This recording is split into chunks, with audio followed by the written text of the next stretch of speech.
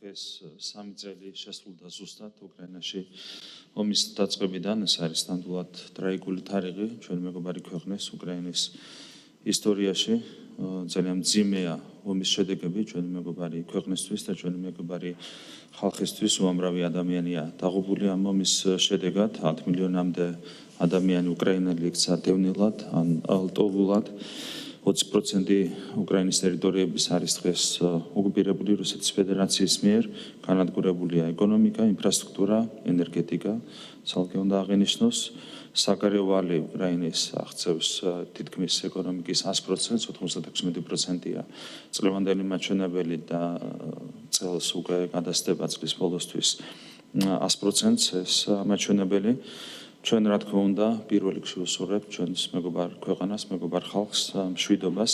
პრინციპულად მნიშვნელოვანია წარმატებით დასრულდეს, რაც შეიძლება სწრაფად ის პროცესი, რომელიც არის დაწყებული და რომელიც უკავშირდება უკრაინაში მშვიდობის დამყარებას. კიდევ ერთხელ მინდა გამოთქვა იმედი, რომ რაც შეიძლება მალე დამყარდება მშვიდობა ჩვენს მეგობარ ქვეყანაში, უკრაინაში.